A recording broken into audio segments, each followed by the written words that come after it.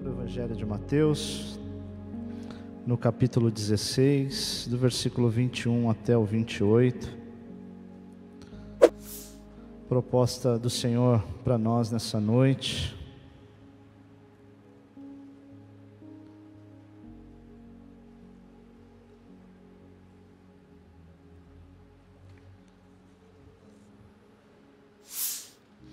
Mateus 16, do 21 até o 28.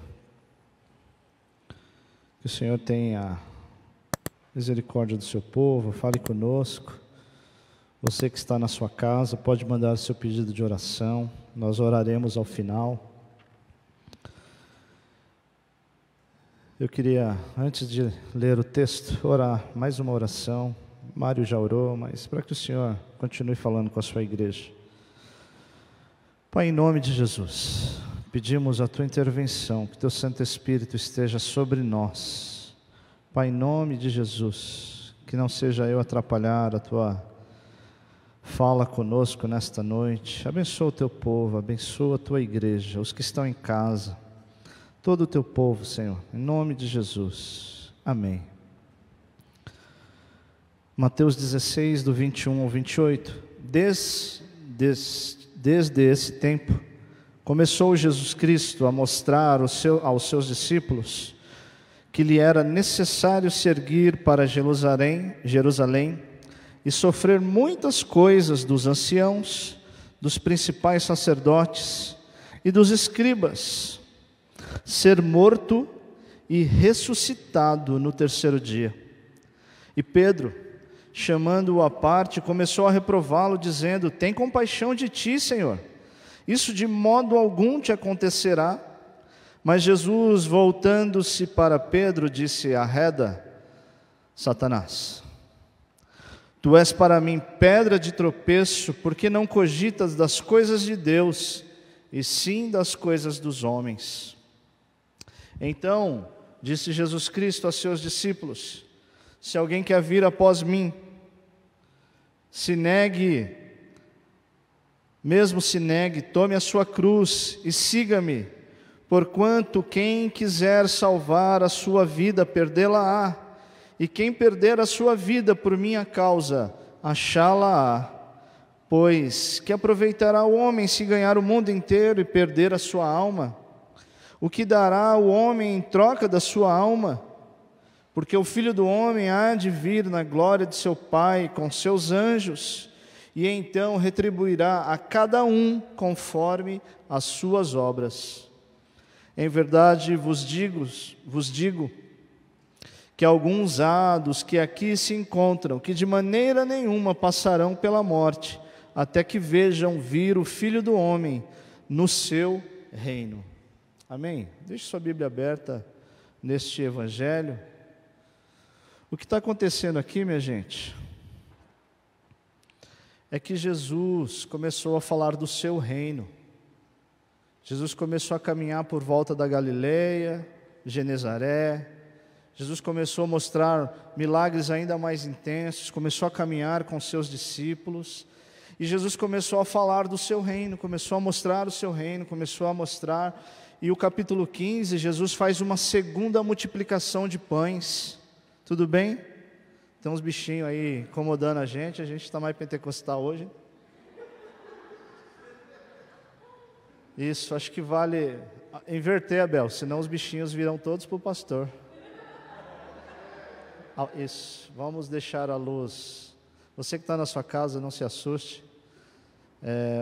Bichinho da chuva que está aqui. Não sei se é da chuva, eu não sou da biologia. Ô, Abel, você vai mandar tudo para mim, meus bichos. Isso. Deixa a luz lá do fundo acesa, que assim eles vão em direção à luz. Tudo bem, irmãos?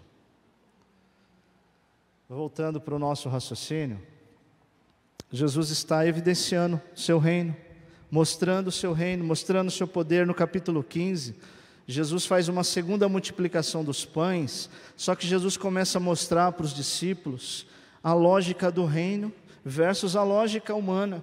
Jesus está mostrando para os discípulos, dizendo assim para os discípulos: vocês lembram multiplicação dos pães. Aí os discípulos: lembramos sim, Jesus. Quantos pães tinham? Tinham 3 pães e 5 peixes, e eu fiz sobrar 12 cestos.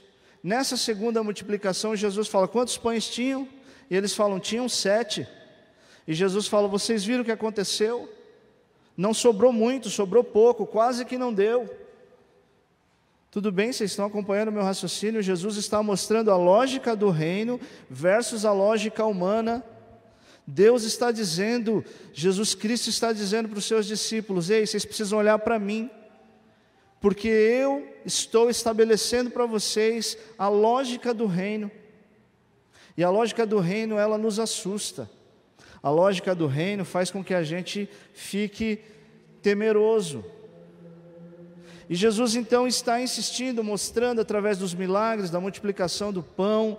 Jesus está dizendo aí: preste atenção, porque cada vez que você se aproximar de mim, cada vez que você se tornar mais dependente de mim, cada vez que você se tornar ainda mais dependente de mim, mais milagres, mais o agir de Deus você vai ver. Só que na lógica humana não faz sentido. Tudo bem? Tudo bem, Carol?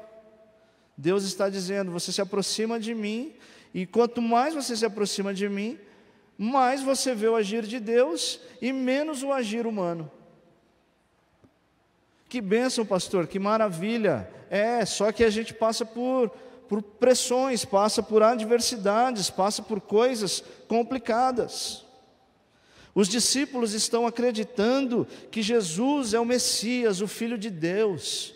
Eles estão começando a dialogar com Jesus, dizendo: Jesus, quando o Senhor tomar o reino, porque já que o Senhor está falando de reino, posso ficar eu à direita e o meu irmão à esquerda? E Jesus fala: vocês não sabem o que vocês estão pedindo. Tudo bem, gente? Durante esse período que nós estamos ausentes, um tanto quanto fisicamente, o que é que a gente tem pedido para o Senhor? O que é que nós estamos apresentando ao Senhor? O Senhor está dizendo para o seu povo, dizendo: quanto mais perto de mim, mais instável humanamente para você. E aí você olha para algumas coisas, para um grande agir, e você fala: não, dessa vez não vai dar certo, dessa vez eu acho que vai falhar, dessa vez não é possível. Minha gente, sabe o que está acontecendo? O cenário aqui é que eles não estão escrevendo imediatamente enquanto vai acontecendo as coisas. Eles param para refletir depois, e a teoria vai dizer que Mateus escreveu isso por volta do ano 80. O que isso quer dizer, pastor? Isso quer dizer que fazem 50 anos que as histórias já tinham acontecido. E depois de um longo tempo, depois de uma longa jornada, algumas coisas a gente esquece, outras coisas a gente fica mais moroso, fica mais tedioso. E Jesus está trabalhando com seus discípulos, e Mateus, quando vai escrever, ele está dizendo assim: olha só, pessoal, nós somos e fomos conhecidos como as pessoas. Atos 9 vai dizer que nós fomos conhecidos como os do caminho. Sabia? Que nós fomos conhecidos, os cristãos foram conhecidos como os do caminho. O que isso quer dizer, Joaquim? Ser conhecido como os do caminho. A grande questão dos dias, a grande questão dos tempos, e as empresas estão olhando para o cenário atual, está dizendo: será que é mais produtivo trazer o povo de volta para o escritório ou deixar em casa? Você está com a sensação de que trabalhou mais em casa ou menos? E aí você vai conversar com as pessoas falam: estou trabalhando muito mais, muito mais. Pastor, o que isso tem a ver com os do caminho? Os do caminho são esses que iam trabalhando, produzindo, experimentando milagres, falando de um Espírito Santo atuante na igreja. E a crise do tempo é: se a gente para. O Fernando, pela manhã, na escola dominical, fez essa provocação para a igreja, dizendo: e aí, a gente vai ou a gente para? O que a gente faz? E Jesus está diante desse povo. Os apóstolos estão com uma visão humana, dizendo: Jesus é o Messias, o enviado de Deus. aquele que vai resolver todos os problemas, aquele que vai dar dignidade ao povo judeu. E aí, minha gente, o texto está dividido em duas partes, e eu vou falar da primeira parte, porque Pedro está diante de Jesus e Jesus está anunciando. Eu não sei se você entendeu o início da nossa conversa, mas o início da nossa conversa aqui, Jesus está dizendo para você, preste atenção no que a palavra está dizendo para mim e para você. Quem quer estar muito perto do Senhor? Perto quero estar, junto, eu queria ser esses pastores que cantam enquanto pregam, mas não dá certo. Junto aos teus pés, pois poder maior não há do que me render e te adorar. Não é lindo cantar isso?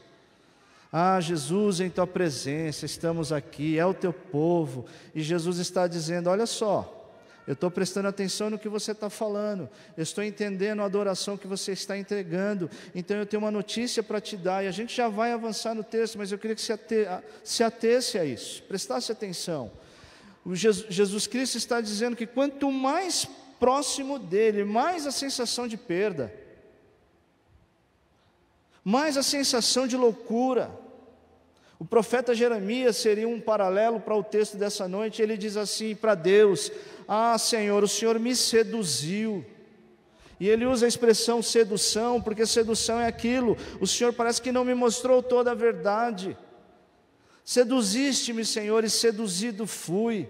Pastor, do que é que o senhor está falando? Eu estou falando, minha gente, nós que aqui estamos, você que está na sua casa, às vezes a gente fala muito, Senhor, eu quero sentir o teu amor, a tua proteção, o teu cuidado, e aí o Senhor Jesus está dizendo para mim e para você, que quanto mais Deus cuidar da gente, menos controle da situação nós temos, mais o controle é da soberania de Deus, é um Deus que sabe de todas as coisas. E Deus tem chamado a igreja dizendo assim, preste atenção, se você confia que o Espírito Santo é capaz de fazer todas as coisas, então nós precisamos confiar nisso que Jesus está falando. Jesus está dizendo, ei Pedro, preste atenção Pedro, não é pela lógica humana, muito pelo contrário, é por outra lógica. E aí o versículos 21 até o 23, Pedro está dizendo para Jesus começou a mostrar que era necessário ir para Jerusalém, Jesus começou a mostrar que era necessário enfrentar os anciãos, enfrentar os fariseus, enfrentar os sacerdotes. Jesus começou a mostrar para os seus discípulos a seguinte realidade, como a Gisele leu no começo do culto, todos os dias somos entregues como que para a morte, como que para o matadouro. Sabia disso? Caminhar com Cristo é ter essa sensação de que todos os dias nós somos entregues para a morte. Ô pastor, meu Deus, que palavra dura, que palavra ruim. Calma meu irmão, calma minha irmã, porque o que Jesus está dizendo, e Pedro está com essa angústia, dizendo, não Jesus, não, essas coisas não vão acontecer, o Senhor não precisa morrer, o Senhor pode passar a largo disso. E aí meus irmãos e minhas irmãs, Jesus dá uma resposta muito dura para o seu amigo Pedro, que é a resposta que o Senhor Jesus está colocando diante da igreja hoje. Qual a resposta, pastor? Qual a resposta, Júlia?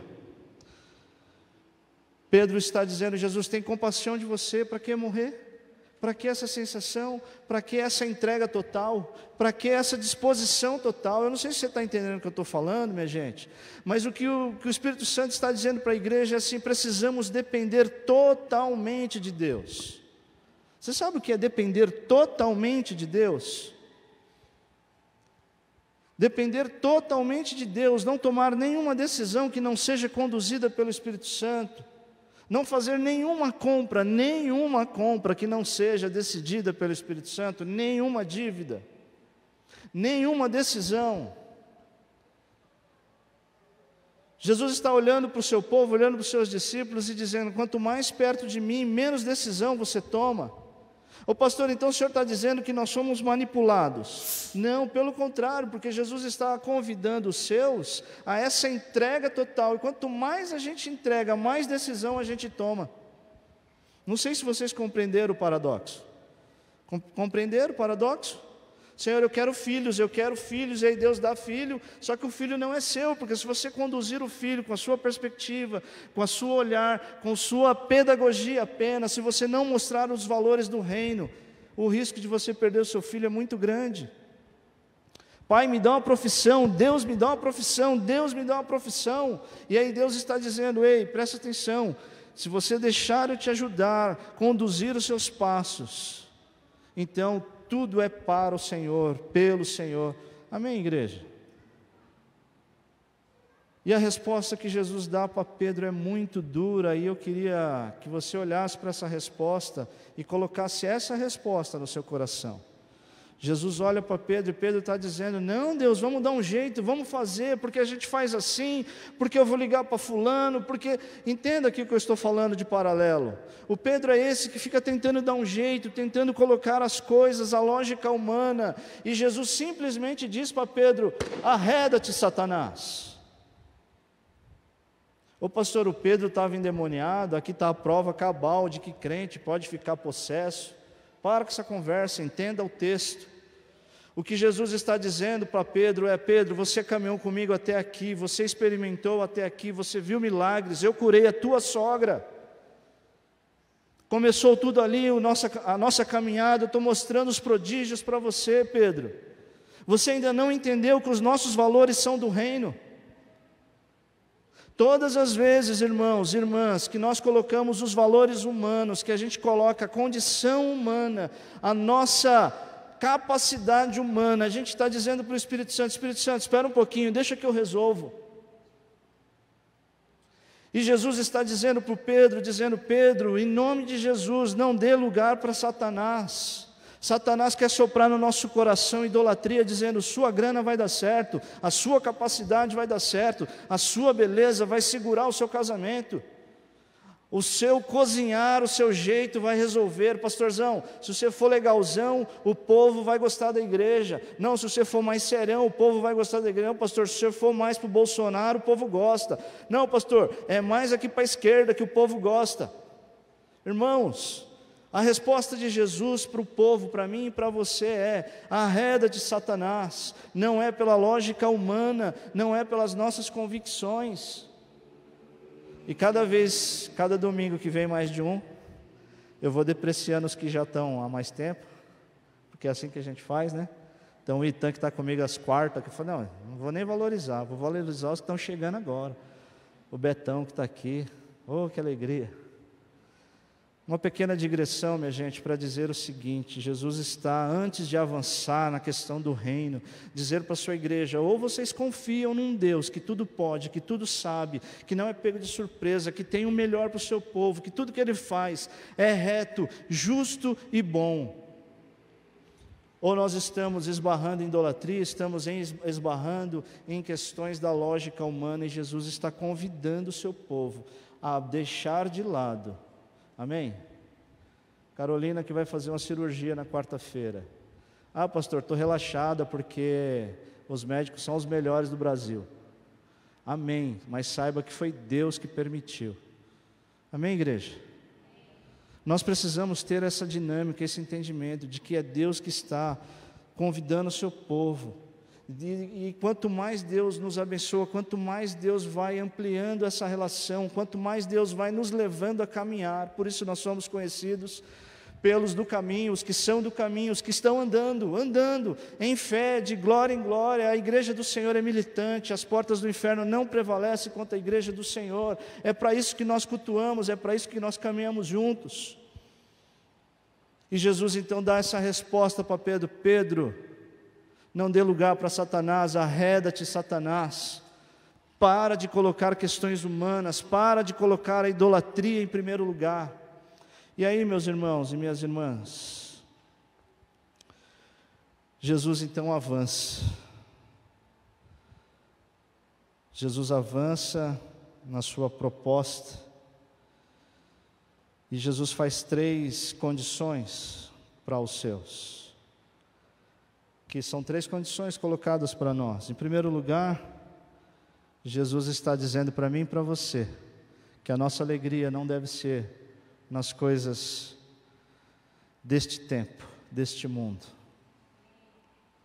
A nossa alegria, a nossa maior alegria, é o salmista Davi dizendo: alegrei-me quando me disseram, vamos à casa do Senhor. Pastor, é o templo? Não, não é o templo. É o lugar da adoração, é ir ao encontro do Senhor e dizer: Senhor, como é bom sentir a Tua presença, como é bom ser conduzido por Ti.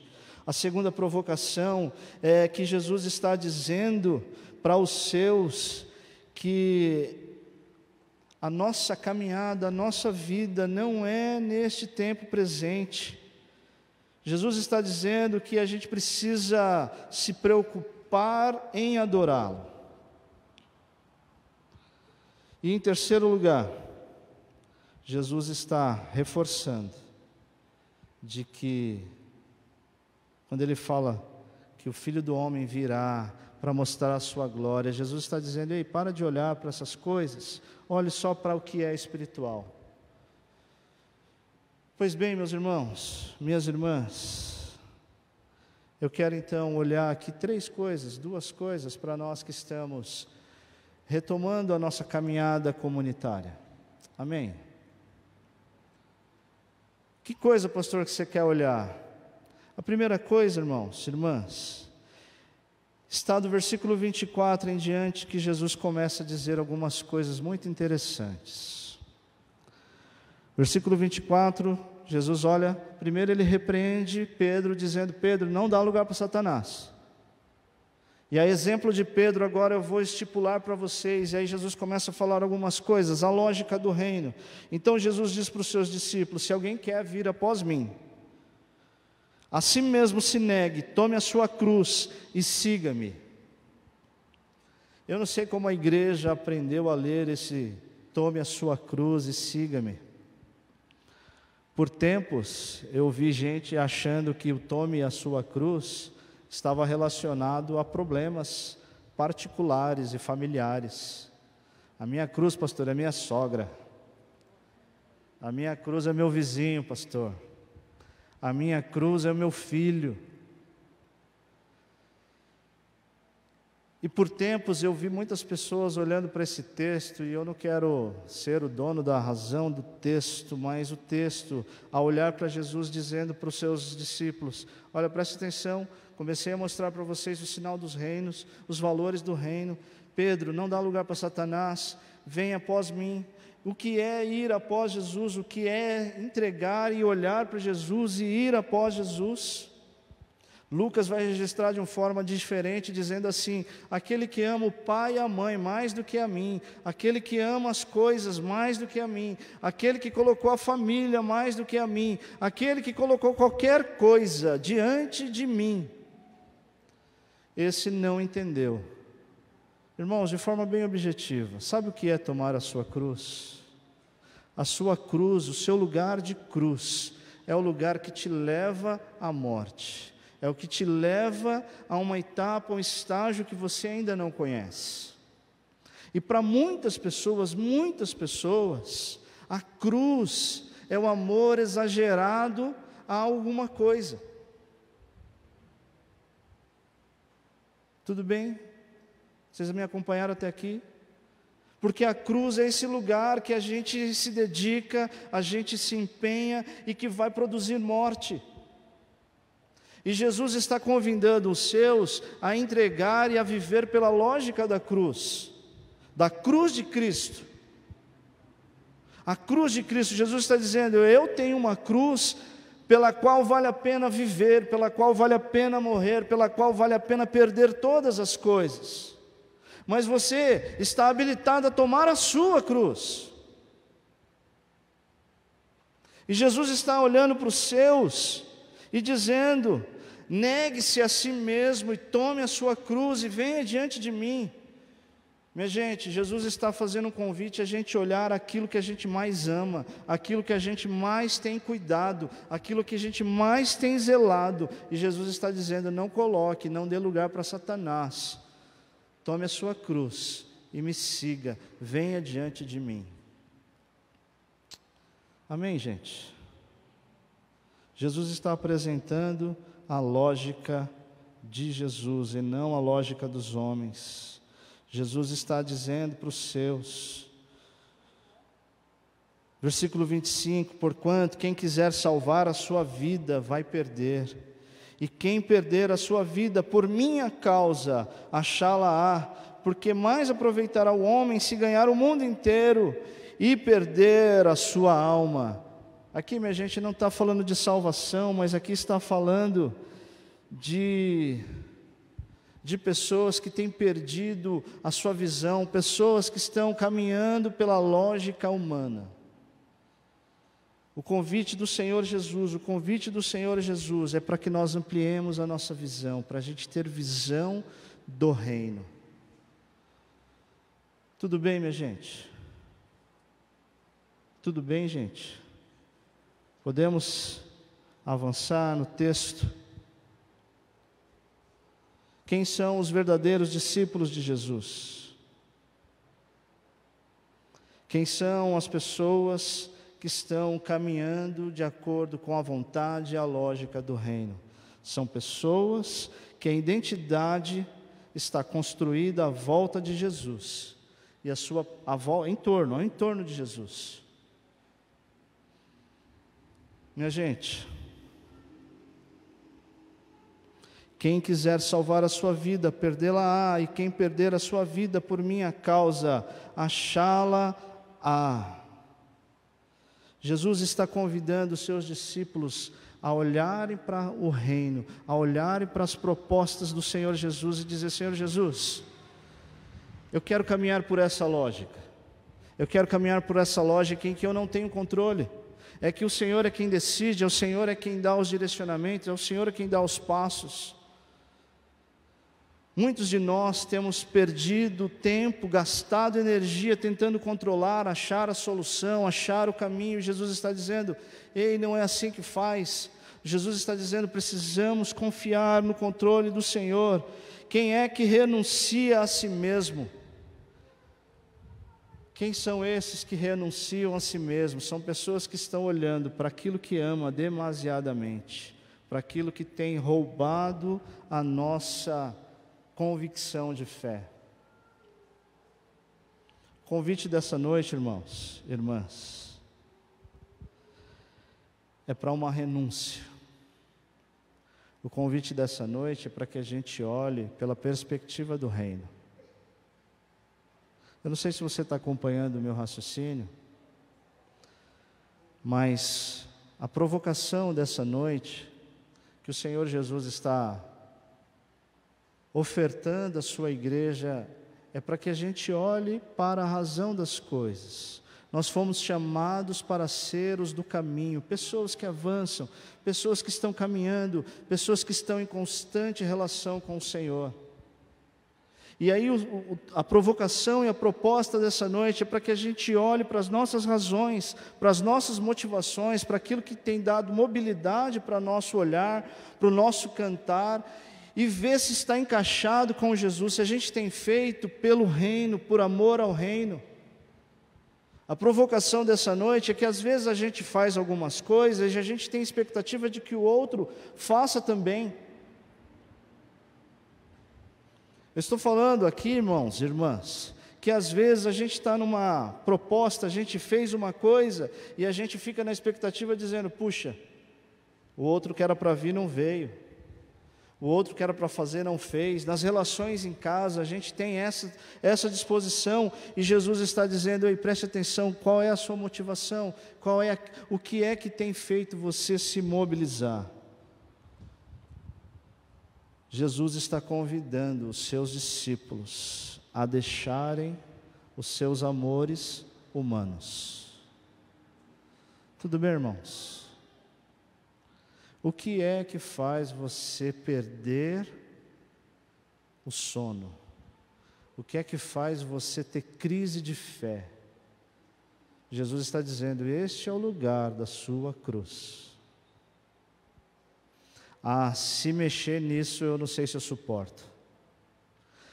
Se eu for levado para esse lugar e isso não acontecer, se não acontecer do jeito que eu imaginei, do jeito que eu queria, eu não vou suportar.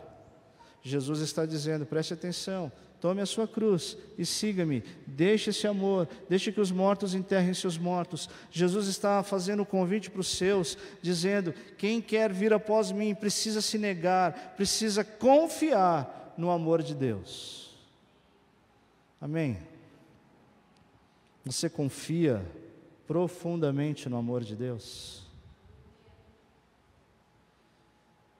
E nós estamos aqui em culto, e a Tsara veio conosco à igreja, e quando ela veio para frente aqui, porque viu a mãe à frente, a minha oração imediata foi: Senhor, proteja as nossas crianças, não permita que nenhuma enfermidade atinja as nossas crianças. Pastor, por que você fez essa oração?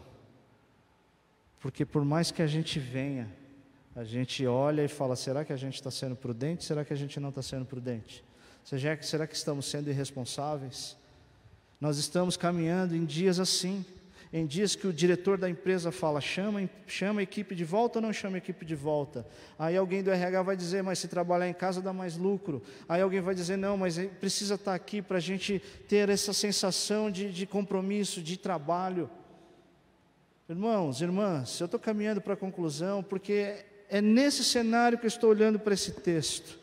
Jesus está anunciando o seu reino, reino de amor, de ressurreição, de vida. Só que o reino de ressurreição e vida passa pelo medo da morte, passa por esses lugares escuros. E Jesus está dizendo: confiamos plenamente no amor de Deus.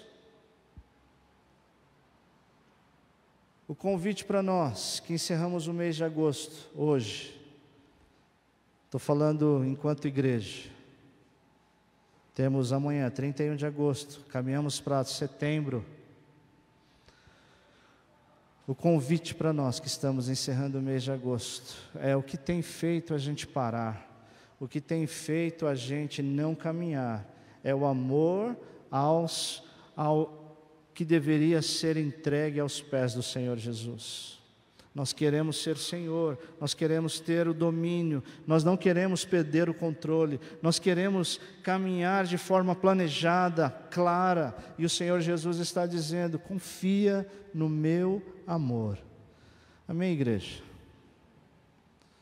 O convite para mim e para você é para nós confiarmos no amor do Senhor, e quanto mais a gente confiar no amor do Senhor, menos racional nós seremos, menos lógica fará, menos sentido fará. E no meio da pandemia a gente recebe 3 ofertas de emprego, certo, Juliana? É só uma, mas é que eu gosto de amplificar o testemunho. E Deus nos guarda, e Deus cuida, e Deus tem feito isso, não porque nós merecemos alguma coisa, mas é porque Deus e o Senhor Jesus está dizendo: ei, preste atenção, mas não dê lugar para Satanás. Pedro, está dando lugar para Satanás, não é a lógica humana, não é a razão humana, não é meramente. Pastor, mas então a gente não planeja? Claro que planeja, é claro que a gente costura, é claro que a gente projeta, é claro que a gente olha as coisas, a gente faz, mas tudo isso direcionado pelo Espírito Santo do Senhor, tudo isso pedindo para que Deus nos dê clareza. Não permita que o seu povo fique confundido. Amém? Que o Senhor tenha misericórdia da sua igreja, que o Senhor nos dê um mês de setembro rico, abençoador, independente das decisões políticas, independente das decisões da empresa. Nós temos um Deus que sabe o que é melhor para nós. Nós temos o Espírito Santo dizendo: ei, só olha para mim, só olha para o reino, só olha para o meu amor derramado, só olha para o meu cuidado e avance, não pare, não tema. Amém? Que Deus nos abençoe. Eu gostaria de orar. Júlia tem pedido de oração.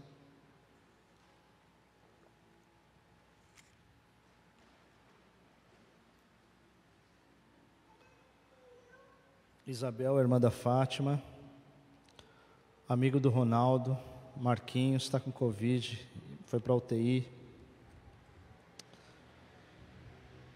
Vamos orar pelas nossas crianças, pelos nossos trabalhos, pela provisão do Senhor, que não vai faltar, mas que haja um derramar do Espírito Santo sobre a igreja do Senhor, amém? Continuamos orando pelo seu Vicente, avô da Ana. Continuamos orando pelo seu Roberto, que fez cirurgia essa semana e já está em casa, em alta. Continuamos orando pelo irmão do presbítero Joaquim. Que Deus abençoe a sua igreja. Que a gente apresente os nossos amores, a nossa cruz ao Senhor Jesus. E diga: está aqui, Senhor. O melhor o Senhor tem. Amém? Vamos orar. Você que está na sua casa. Você que está na sua casa. Ore conosco.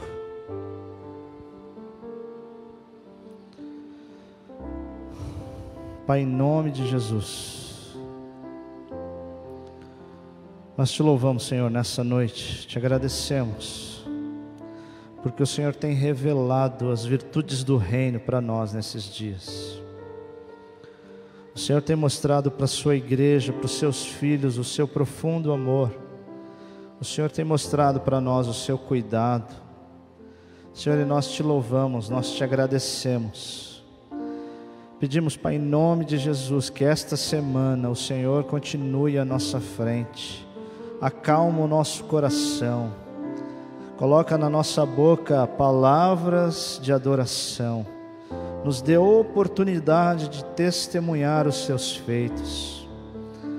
Senhor, diante dos hospitais, dos tribunais, das empresas, por onde passarmos, permita, Senhor, que nós invertamos a lógica do tempo presente.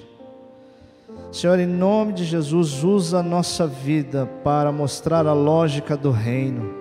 Um Deus amoroso, um Deus em que os médicos se surpreendem. Um Deus que, quando o médico olha, acha que não tem solução e o Senhor mostra que é possível, que o Senhor é amoroso. Pai, em nome de Jesus, te agradecemos pelas portas de emprego, pelas novidades que o Senhor tem proposto para nós para esses dias. Deus, em nome de Jesus, nos dá força, capacidade para a renúncia. Senhor, em nome de Jesus, não permita que a tentação do tempo presente, as idolatrias, o nosso coração, iluda a nossa caminhada de fé contigo. Senhor, em nome de Jesus, transforma a tristeza pelo poder do Teu amor, Senhor, em alegria. Cura, transforma, Senhor, liberta, abençoa o Teu povo, Pai, em nome de Jesus. Em nome de Jesus, Senhor, nós te agradecemos porque o Senhor é o Deus que tem nos auxiliado nas decisões. Um Deus que tem respeitado as nossas caminhadas. Um Deus que tem caminhado com o Teu povo. Pai, em nome de Jesus, guarda a Tua igreja, guarda os Teus filhos, as Tuas filhas, Pai, em nome de Jesus. Em nome de Jesus, nos ajuda, Senhor, é que nós te pedimos, que haja cura, que haja desejo de estarmos congregados em torno da Tua palavra, envolvidos pelo Teu Santo Espírito. É o que nós te pedimos, Pai, em nome de Jesus. Amém. Amém, gente. Que Deus nos abençoe. Amanhã, último dia de agosto. Que você consagre esse semestre que passou ao Senhor. Que você olhe para o final de 2020 com esperança de um Deus amoroso.